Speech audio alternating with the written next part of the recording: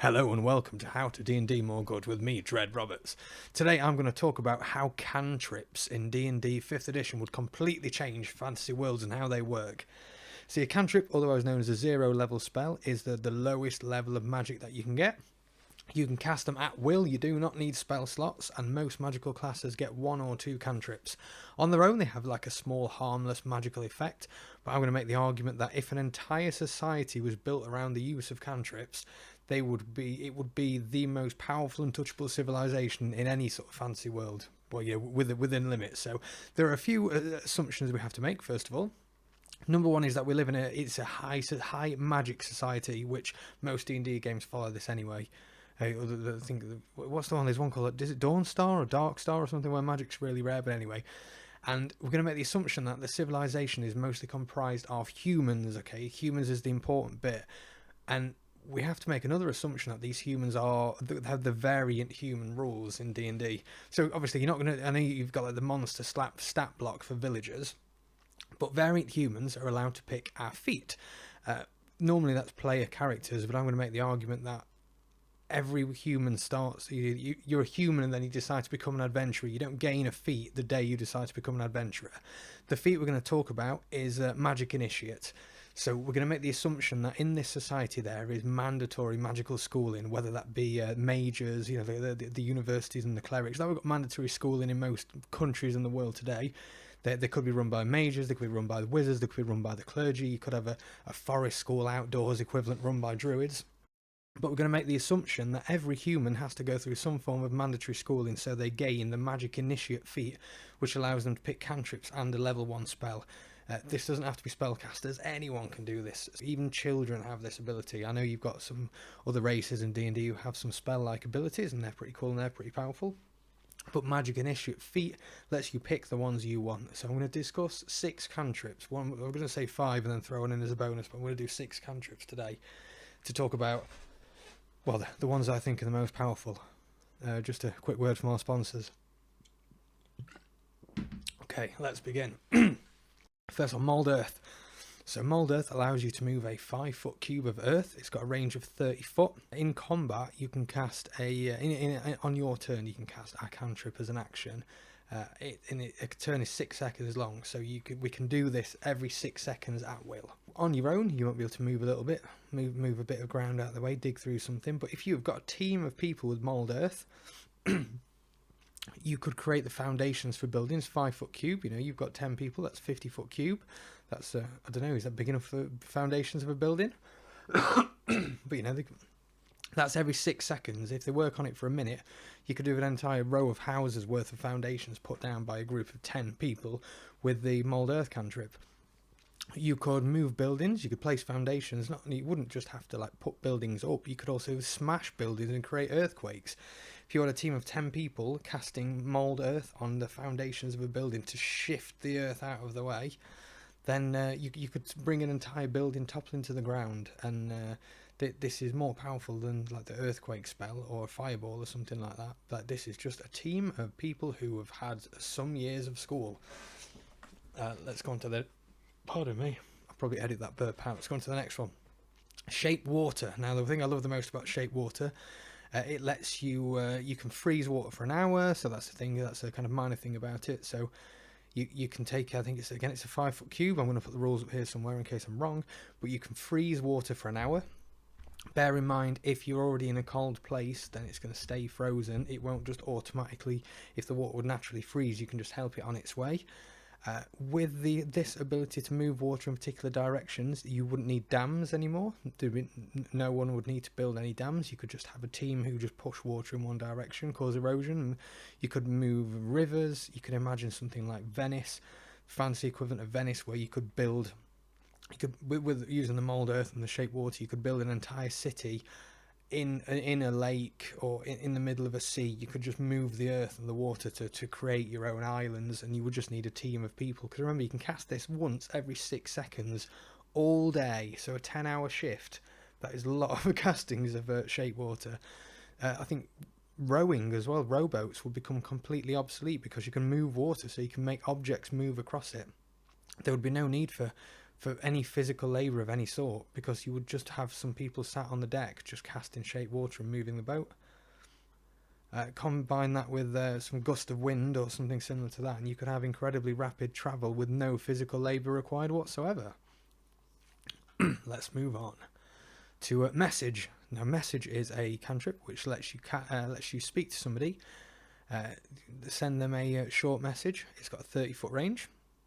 You can send it through walls as well, and it doesn't say in the rules anywhere that you get a choice whether you hear it or not. You literally just hear the message. So this is basically just telephones, like with a 30-foot range telephones. You like somebody else can't tap into your message either, so it's always completely personal. It's completely private. Imagine the information you could pass if everyone, or if there was a guild of people who all cast message on a regular basis. I mean, imagine how that could get misused as well. If you could conceive of a magical item shop that could be piping their magical jingles and trying to sell you things and advertising directly into your brain via wizards every time you walk past them. I think that would be pretty terrifying. Messages, well, you cannot trust anybody if everyone can speak telepathically. Or maybe people would just give up on speaking. Maybe actually talking, because the fact you can do a cantrip at will, and it says nothing about exhaustion, maybe you can...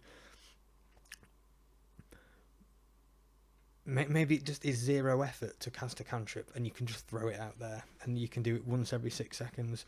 Maybe people would just give up on speaking, because moving your mouth and articulating is more difficult than just sending a psychic message via your brain. Up next, Prestidigitation. Now this one's pretty bonkers. Like, many of us who play wizards, sorcerers, bards know that Prestidigitation is a awesome spell, just because there's so many things you could do with it. It gives you the ability to like create small sparks. You can I'll go through. So small sparks, you can light fires. Have you ever tried to actually build a fire? Like, it takes ages, and it's you've got to blow on it, you've got to cup the flame, you've got to make sure you've got to have the conditions right. No, you don't need to do that. You can just build a pyre and then just set some sparks in it. I mean, obviously there's the more flashy first level create bonfire spell, which you could use for greater effect, but you don't need it. You could have a team of people just throwing sparks, and yeah.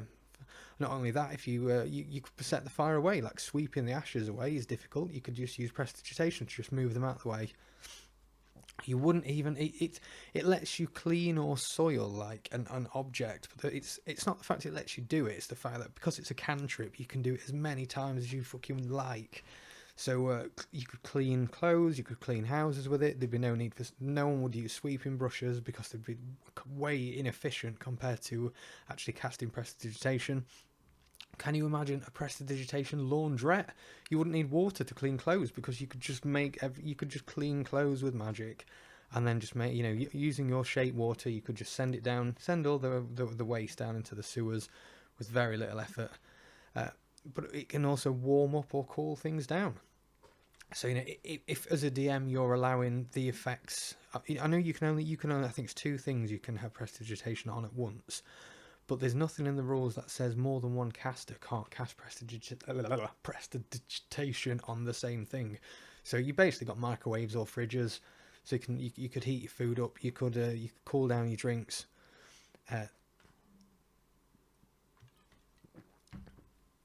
The other cool thing about it is that you can do an hour-long sensory effect. So normally people would do, I'm going to do some sparks to help my persuasion check, or I'm gonna make it look like there's smoke rising to distract the goblins. Like, no, you're thinking too small. Like, we're talking haircuts, tattoos, change your hair colour, change your skin colour, change your piercings, change the appearance of your clothes.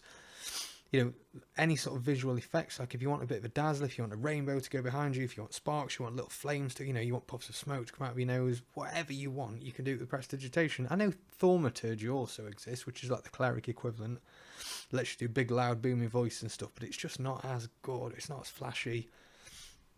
No more would you have drab wizards in robes. Like, all your wizards in this civilization would look like literal fashion icons. Like, every one of them would slay in their own personal style. Magehand. Now, again, we all know how good Magehand is. It's nice when one person's got Magehand. Imagine if you've got 50 people with Magehand. So, Magehand allows you to carry 10 pounds of weight up to a 30-foot range. So you can sort of telepathically move stuff with your Magehand 30 foot. Like, your average brick is around £5. So Magehand can lift and place two bricks at 30-foot range. So you would have no more bricklayers. Like, who needs a bricklayer when you've got a team of 8 people with Magehand who could two bricks every 6 seconds. I mean, I'm not a bricklayer, I don't know how quick that is. I'm guessing that's probably about right. But if you've got a team of people, and you wouldn't have to even get ladders, because 30 foot, or you wouldn't have to go as high up. You could just build a wall. You could just sit and build a wall with Magehand. So there's nothing about how accurate you have to be. I'm assuming there's some kind of trick to it, which you would do. Not bricklaying, obviously. I'm not saying bricklaying's easy. I've got a fucking clue how to do things like that. So there's got to be some sort of mechanics to it, where maybe you have to be proficient in the skill before you can use your Magehand to do it. But if you've got a team of people with that ability, and that's just one thing I could think of for Magehand, you can use objects. You can't do clever things like picking locks. But unless you've got a specific subclass, thing like Arcane Trickster, they can do sleight of hand checks with an invisible Magehand, and I think Order of Scribes Wizard can do some invisible Magehand trickery as well. But yeah, you sort of imagine like the customs to come into this country where the boats are all on the dock, and people are kind of waiting to come through this country's equivalent of the immigration or customs people. You could frisk people for magical devices with Magehands. You could take objects off of people, and you wouldn't have to touch anybody. You could do all of it safely at range. You only need like a tiny area to send your Magehand through, and there's lots you could do with a Magehand. Which brings me on to the last, probably I think most broken cantrip of them all, and that's where the clerics have it here, and that is guidance. The guidance cantrip lets you add 1d4 to any of your rolls, I think it's skill or ability checks, so it's not things like combat rolls. So if you imagine that when you're rolling a d4 that averages out 2.5 to your roll. If you're rolling a d20, that averages out a 10.5 on everything rolled. So your average person, when they're trying to do anything outside of combat, is going to roll a d20, because the mechanics exist within the game. Your average peasant is probably going to be doing background d20 checks. Not that you as a DM will actually roll them, but you assume that's what's happening. If you just do a standard without guidance, it's 10.5. If you do it with guidance, that makes it 13. So you're going to average out rolling 13 on every roll you do outside of combat, and some stuff in combat as well, like athletics checks, that sort of thing, which doesn't sound that impressive. I know you've seen it's good, but if you can imagine someone who is like personally incompetent but very rich, and has the ability to hire like a group of clerics to constantly follow them around casting guidance, suddenly you are a boss at life. And this is everything. This is persuading people. This is knowing things. This is all of your knowledge checks. Like you can have sort of divine guidance to help you know things you wouldn't ordinarily know. This is all of your physical checks. This is just everything you do. If you are like 2.5% better, well, whatever it is, percent. Oh no, I've got maths, let me think.